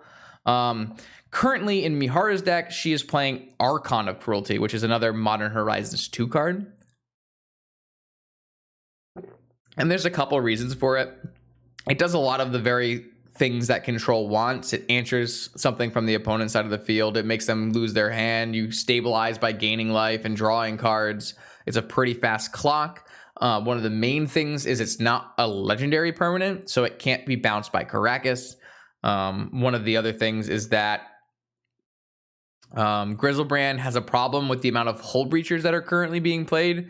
If you put a Grizzlebrand in play and you aren't able to draw 7 cards with it, it's not as good. This card will be a little bit more versatile for you.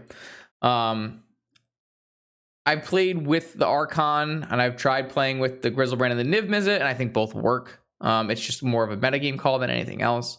And this deck is a little bit different than her normal decks because she's not playing Urza Saga. For a while, they were trying Urza Saga in this list, but this one is opting to play Dress Down as an answer to Urza Saga instead. So basically just showcasing you what maybe a rug controlling Oath would look like. However, you can build Oath in a more combo-oriented game plan. Let's take a look at this list. Okay, maybe not this list. Maybe this list. That's better. That's what I'm looking for. This is a style of Oath that I've tried a lot on my channel. You'll see a lot of videos if you go searching for them in the YouTube channel. Bug, instead of playing Rug and being controlling with Pyroblast, you instead play Bug and you're more combo oriented. You're going to use your black tutors as ways to find your Oath of Druids, you're going to be Oath of Druids into Grizzlebrand, or maybe tinkering Sphinx or oathing into Sphinx instead. And in that case, you are trying to do more just combo things. You're trying to maybe put together Time Vault Key. I've played lists that play Tendrils of Agony. It's a very different way to play Oath. This one, it doesn't even have, it's 1 Oko instead of 4 Okos. But basically, you're trying to do your Oath thing instead of trying to stop your opponent from doing their thing. So this one gets to use Urza Saga, which combos really well with Time Vault and that's going to be your main win condition in this one, is like Grizzlebrand, oathing into a Grizzlebrand and finding Vault Key and taking infinite turns. A cool thing in these decks is like you can sideboard in some Sarah's Emissary as a way to like really hit certain kinds of archetypes that can't deal with it. Pro artifacts can be pretty strong against, you know, a Mishra's Workshop deck. This is even less common than a controlling oath deck, but both of them are fairly uncommon to start with, and the combo oath has gained a lot of speed recently with the printing of Saga. A lot more people are trying to play these more combo oriented oath decks now that Saga exists. And I think that covers all of the major decks in the format. I don't think I missed anything. Chat, do you have any decks that you think I missed? I'm going to just take a quick water break, and then we'll go into like a little bit of a metagame overview, decks I think are good, why they're good, what to play, what will be played, and then we'll do like a question and answer at the end of it. I'm trying to get some water real quick, and let me know if there was any decks that I missed along the way there.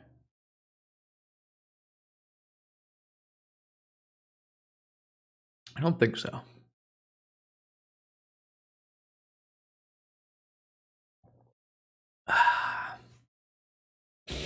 Okay. In fact, sure, why not? If it has Ancestral and it has Force, then it works. So what I'm going to do is, again, I'm keeping the data to just 6/1/21 to today's date of 11/15. And the reason I'm doing that is because I think that any data from before Urza Saga's printing represents a very different format than what is currently being played. I do truly believe that Modern Horizons 2 has changed like the makeup of what is vintage. Some people will, of course, tell you that that is a bad thing. I'm not really sure that's the case.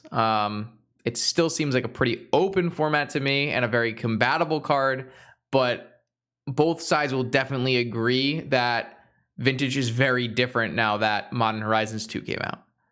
I'm sure all constructed players will tell you from Modern on that all the formats are very different since the printing of Modern Horizons 2. So I think it makes sense when we would look at what decks are performing and what meta percentage they are, to look at the data from post Modern Horizons 2. And so here's what we got in front of us. This is going to be just the archetypal overview.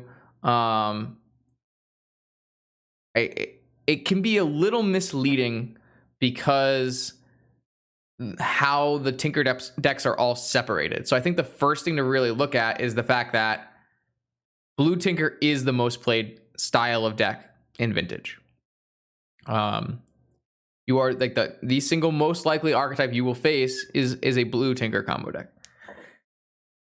Again, those Blue Tinker combo decks come in a lot of shapes and sizes, but it is the most played deck.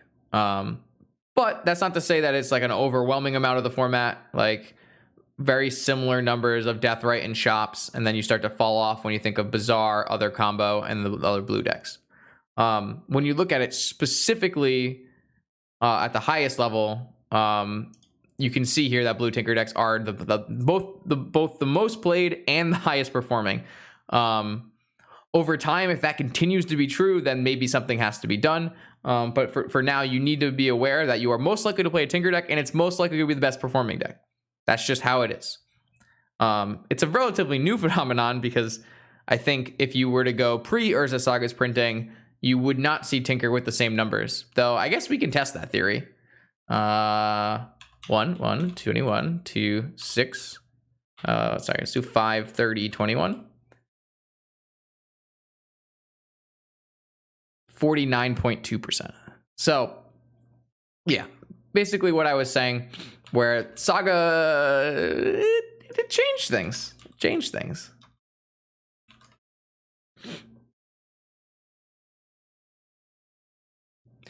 So yeah, Blue Tinker, most played, highest performing. And then it's interesting because the next most played deck is those bug decks, the Deathrite Shaman decks, but they've just had not a very strong time recently. Instead, decks like mostly Doomsday is what's going to appear in this combo category. Doomsday had just a really reasonable time. and then quickly followed by like the Golos decks. It's a little rough because blue control has so many different things inside of it that make it a little tough to say that this is exactly how all blue control is performing, because it kind of, some of these do take a little bit away from by like these other categories. You try to separate a lot of the the more janky homebrews out of the data by putting them in things like other. That was what other blue Tinker was supposed to be for, but Tinker has just risen so much in popularity since there's a Saga that that's just not the case anymore. When you get down into the actual decks, the data starts to look a little bit different, where you start to see, because Shops is so consolidated inside of the Golos archetype, that it's the most played deck. But like, so it's interesting, because if you were to look at this list and be like, oh, well, the most played deck in Vintage is Golos, that's like not exactly true. You're less likely to play against Golos than you are to play against a Tinker deck. The thing is, there are 6 Tinker decks and 1 Golos deck. But it's a decent hint at just how much Golos is in the format, and the answer is a lot. There's a lot of Golos in the format, and there's a lot of Bug in the format, and you will see Golos and you will see Bug at the Eternal Weekend events. And the difference is Golos still seems to be performing pretty well, whereas Bug has not been performing pretty well. And I was actually interested because I've been told recently that Golos was falling off, and I wanted to see if that was true. So what I did was I checked out the last couple months, and I wanted to see, is that actually true? And the answer is maybe a little, but not like a lot. Because Golos had a very strong first set of months. And so I was wondering if it was a huge difference between now, like between June and maybe the start of September and now, but it doesn't really seem like that is actually the case. So I actually still think Golos is a pretty reasonable choice. It's one of the decks that is not, blue Tinker, that is actually performing well. And to be honest, there really aren't that many decks that are coming in large numbers that are not blue Tinker that are performing well. And when you look at it, it's really Golos and Doomsday, and that's it. Of the decks that have over 100 players in the last, since the printing of Modern Horizons 2, Golos and Doomsday. You can really see these Tinker decks shooting off the map here. 8 cast, PO, Tinker, all up at very high win percentages. Very high win percentages. Jeskai, it's around and it's floating. Actually, if you had checked this Jeskai in 2 weeks ago, I think it was at 51%. But that just shows you how much of a dip in play can really cause. I should stress that this data is not a large enough sample size. Nothing that we conclude, if we draw conclusions from this data, it's not with a high level of certainty. It's just not enough data. We have 16,000 matches, which sounds like a lot, but it's really just a drop in the pond or something. It's just not a large enough sample size to draw very relevant conclusions. We do have some metrics here that will help us. This 95% confidence interval. But even that is going to give us a pretty large sway. The thing we have the most data for is Golos Shops. We have it at, say, a 51.5% win rate. However, with our 2% confidence interval, this could be a 53.5% win rate, which is so good, or it could be a 49.5% win rate, which is just not great. It's okay, but we don't know. It falls somewhere in that range, and that's for the data we have the most of. Some of these things are, 5% range, which is just it's just 5% is the difference between a broken deck and just a good deck, or a medium deck. You start seeing people talk about decks being broken when they're up around 55%. So I just want to stress that you need to be aware that the data we're looking at is just not large enough. I think it is enough to draw, some ideas, but I wouldn't say enough to draw very concrete conclusions. And what I did over here was I got rid of the other graph because it was just too much. This is completely unreadable, so I'm sorry about that, chat. But at least in terms of like the largest play percentage graphs, it's kind of interesting to take a look at. Because Golos is consolidated so well, it is just a really high play percentage. I wouldn't really look at November yet because November's only been a couple tournaments. But if you look here, like 14 down to 10, doubled. The amount of Golos decks doubled from August to September. And the win percentage stayed very similar, still around 51%. So it's a steady deck. It's doing well. And if you're playing shops, like you shouldn't feel bad if you want to play shops and you're registering Golos, you should be pretty happy with your chances. Bug has been kind of on a roller coaster of emotions, even when Bug is not putting up the numbers that it was putting up. Like in here, Bug was putting up really nice win percentage numbers. Even now that it's not putting up those numbers, it's still pretty highly played. But I think if we just look directly at September, I think you'll get a good idea of what's getting played on Magic Online right now.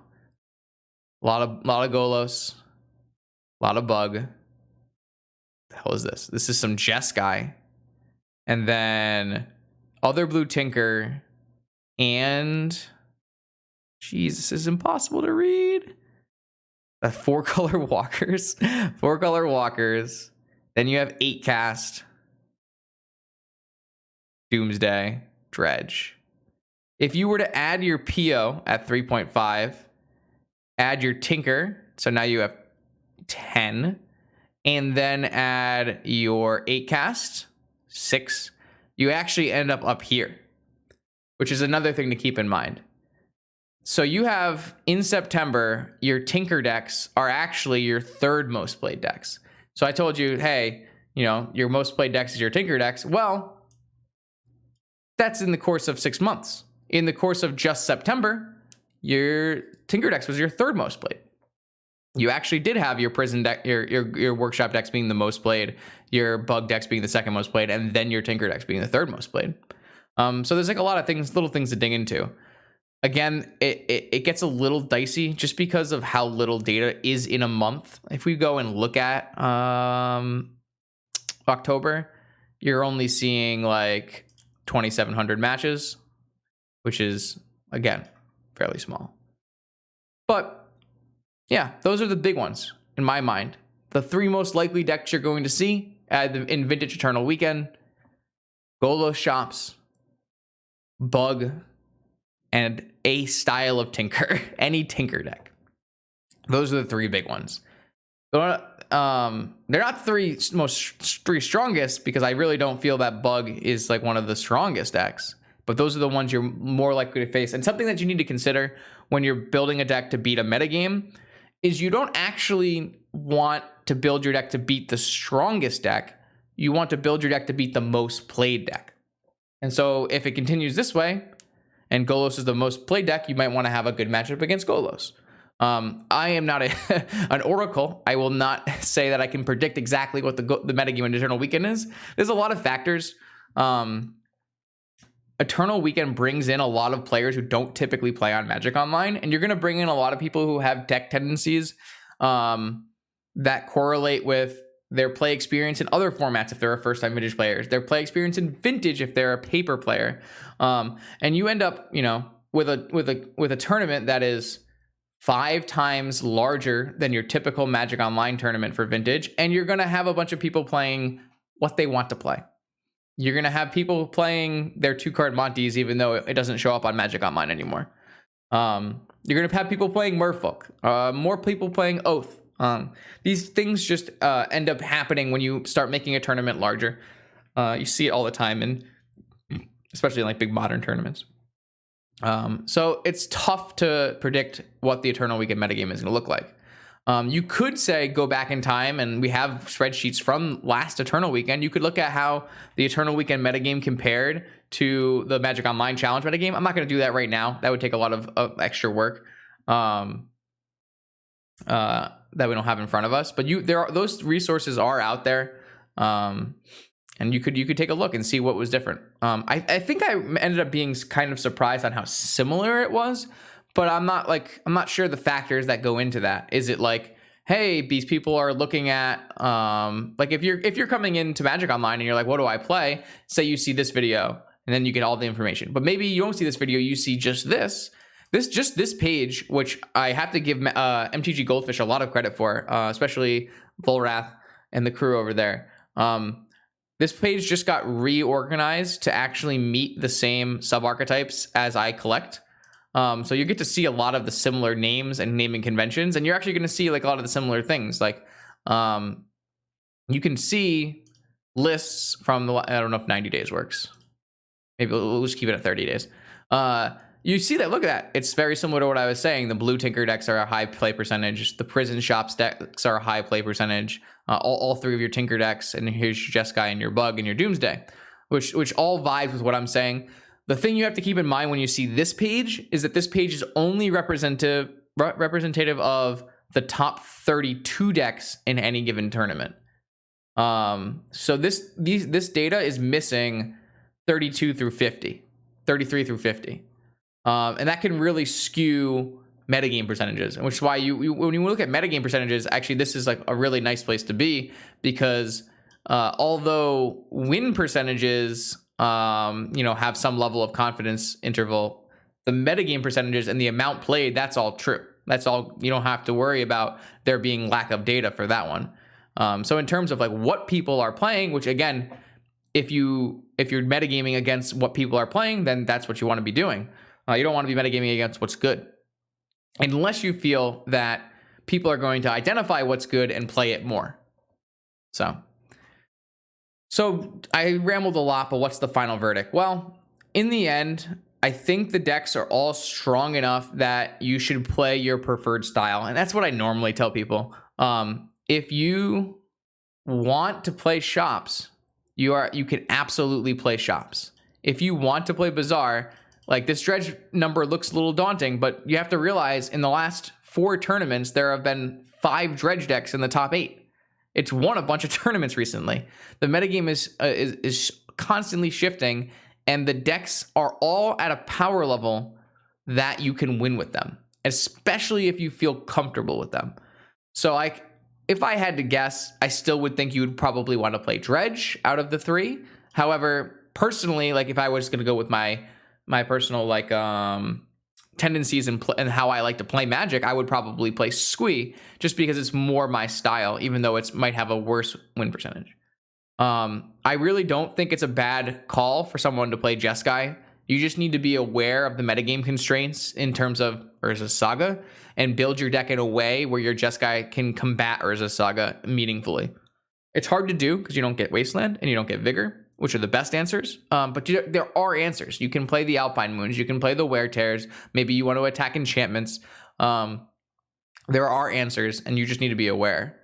Again, I think Doomsday is a totally reasonable choice, especially if you have experience playing Doomsday in Legacy.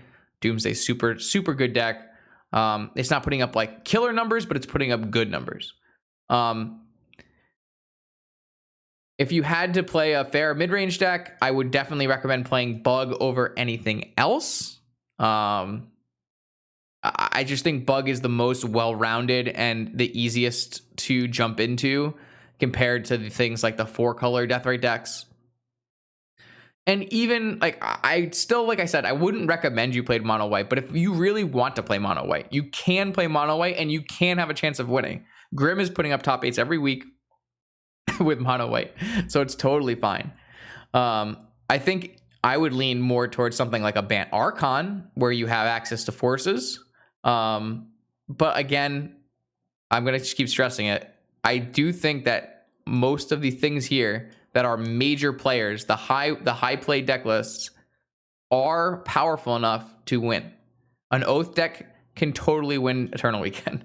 A Bant Archon deck can totally win Eternal Weekend. Zoomer Saga thing could maybe win Eternal Weekend. It's really a lot about the pilot and how they play, and just obviously there's a little luck involved. It's vintage. There's a lot of variance. I do say if you think you can play any deck, you should probably play Tinker.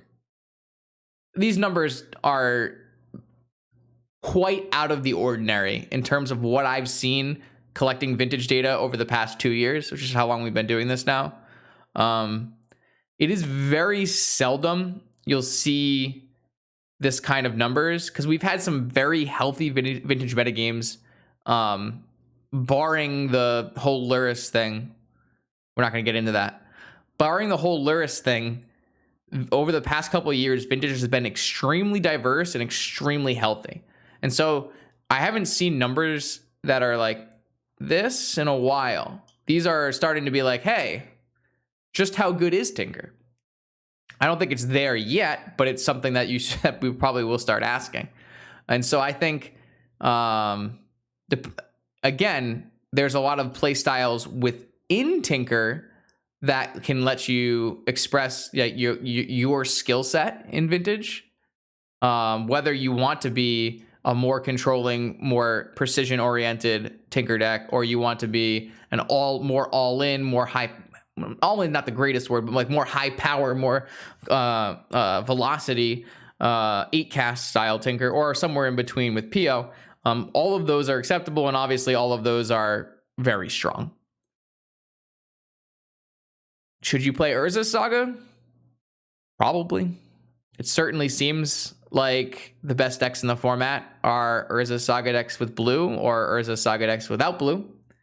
That being said, you can play decks without Urza's Saga. I don't think Doomsday or Bazaar or PO without Saga are, they're not so far behind a Saga deck that you're not going to have a great chance of winning with. And the Bug deck is one of the best decks of dealing with Sagas between Collector Roof and Force of Vigor and Wasteland. I think the number one thing is just be aware. You're going to see Saga and you're going to have to deal with Saga. And that's what it's at.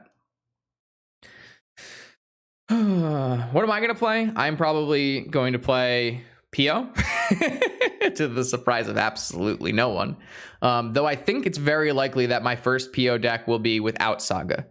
If I have a hard time, then I might switch to a Saga version of PO or something else. But I think it's very likely that I try in the first flight. I'm going to play all 3 Vintage Eternal Weekends. I'm going to play all 3 on stream. So if you're at this point in the video and you want to see Eternal Weekend being played live, make sure you check out this Twitch channel. I'm actually level 1. When Eternal Weekend comes around, if you want to just check out live and hang out during the events. I don't think I'm going to lock into like one list over all 3 events. If I feel like I want to change based on the metagame, I will. But I mean, I have a proclivity to be playing Paradox Logum. So we're now around 2 hours going on this video. So I want to try to close it up, but I want to, I want to reward the people who are here. I want to answer some questions. If you have questions about individual decks, if you have questions about the metagame, if you have any questions whatsoever relating to this this metagame report, you can definitely drop them in chat right now, and I'll do my best to answer them. Am I planning on early drop for breaks? No. So like I said in the beginning, I plan on doing data for all of these events, which means I need to keep the event. I need to finish the event and keep the event open. Like I said, I really could use as much help as possible. If you don't normally do data, but you want to help, just reach out to me. I'll give you the right role in the Discord. Or even if you don't want the role in the Discord, you can always send me your matchups at the end of the tournament so that we have them.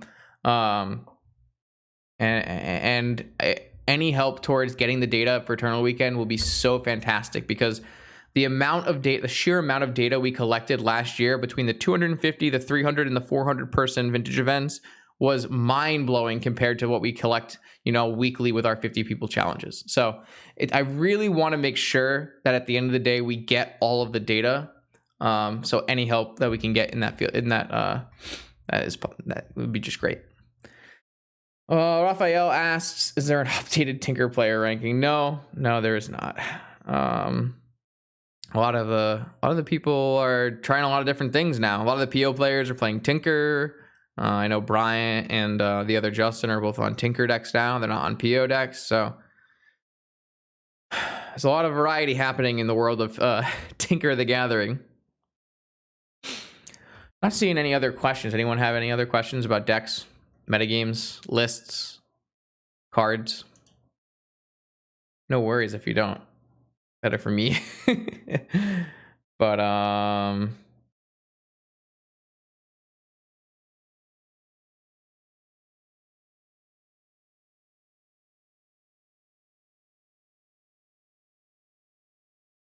yeah. Since Combo Shops is apparently dead, next closest playable in style. I mean, I think you can still play a Combo Shops deck. I just don't have any lists in front of me. Like, I think they exist somewhere. So I'll show you a little quick trick, especially for people who are coming into the format.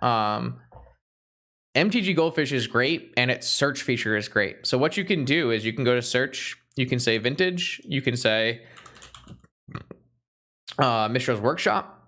And then you could say Helm of Obedience, search from 6.2 to now, search. And boom, you got lists. So, hey, look, Slasher's got a list. We can open it up. Here, look, there you go. That's a Combo Shops list. Now, you probably will want to do some amount of work on it to try to prepare it for the metagame, because it's not something that's getting played super often. But there are lists out there if you want to find them. And it's not too bad with this search feature. I think the search feature is great. I use it all the time, especially to go back and look at previous vintage metagame lists. So like, oh, what did PO play when this was a thing? Or has PO ever played Empty the Warrens or something like that? Like trying to figure out ideas and wrap around if other players have ever had those ideas before. And the answer is always yes. Almost never do you have a unique idea in terms of deck lists. There's always someone else thinking about it. Now, maybe the idea hasn't been published in a list before. Maybe it has. But trying to use the internet and using the big database of stuff that you have in front of you is really important. What do you think of the fact that Sphinx is the creature in the most decks in Vintage according to the Goldfish results? I think that's mostly just a product of Tinker being one of the most played archetypes, and it's just in a lot of different decks. Like Deathrite Shaman isn't in a lot of different decks; it's in exactly the Deathrite Shaman decks. And like the Phyrexian Revoker isn't in a lot of different decks; it's in exactly the Workshop decks. Whereas the Tinker decks kind of pull a wide range of things, and you can. I don't think it's a big deal. It's interesting. It's mostly just because of how much speed Tinker is being played. Leyline of the Void, not so good game one. Yeah, it's less good than it used to be, right? So at the time where Combo Shops was seeing a lot of play, some of the most played decks were Underworld Breach and Dredge. That's just no longer the case. Underworld Breach barely exists, and Dredge is like the 6th or 7th most played deck. Full set of dress downs. I think it's unlikely I play a full set of dress downs, but if I don't play Saga, I will probably be playing some amount of dress downs. I think dress down is one of the cleanest answers to Saga. It's not a fully clean answer because obviously they get an artifact and you get a card. But you can make it pretty good for the person casting dress down. But yeah, I mean, I actually think Sphinx as a card is not as good as it was before because there are just less bug players. And I don't actually find Sphinx to be good like in the mirror. Sometimes it's not even good enough against Golos. It's not good against Jeskai. It's not good against Doomsday. It's like okay. Sometimes it's good enough against Dredge. So like honestly, the reason that Sphinx was being played a lot in the past is because it's just how good it was against bug and how much bug was being played. Would I agree that Pyroblast is very good right now? Yes. I talked about it a little bit in my last video where I played a Grixis PO deck. I think Pyroblast is good right now, mostly because of like the rise in Tinker, the rise of 8-cast. It's also decent against Doomsday. It's good against a large percentage of the field. Like a Pyroblast isn't always the best against bug, but it's not bad against bug. It kills an Oko. It stops their powerful blue spells. It counters a force. So like you're just gonna see like obviously Pyroblast isn't great against Golos, but it's good against the non-Golos decks for the most part. I think just with the sheer amount of Tinker that's being played, Pyroblast is probably at its highest value that it has been in a while.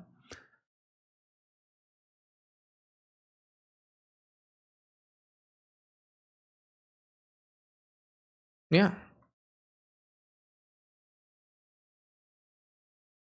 All right. I think that that's gonna about wrap it up for this video. If you're watching this on YouTube and made it all the way to the end, thank you. I appreciate that. I put out one of these videos once before every big major online event, just as a way to give people a gateway to get into the format, especially if they haven't gotten into the format before. And if you want to watch more vintage or learn vintage, my YouTube channel and my Twitch channel are two of the best places to possibly go. I stream on Wednesdays. Every Wednesday, I stream a vintage league at 6 or 7 p.m. Eastern. And then every Saturday that I'm here, I stream a vintage challenge at 1 p.m. Eastern. And all of those videos get uploaded and archived on my YouTube channel. So you have videos going back the last 3 years of vintage in a couple different metagames, variety of decks, some good, some bad. But it's all there. There's over like 3,000 videos on the YouTube channel. So if you want to see vintage, you can type in looking for a deck. Say you want to see PO, you can go search for PO, or maybe check out the best PO lists. All that's there. If you have questions, I highly recommend joining the Discord.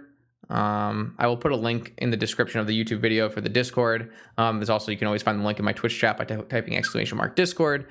Basically, it's 1,000 people. That's all of the most active people on Magic Online who play vintage are there. People are there and they can answer your questions, help you figure out what you want to play, how to any questions you have regarding vintage. It's always there. Yeah, so I hope you enjoyed this, and I hope that some of you stick around and watch more vintage content with me in the future. Thank you.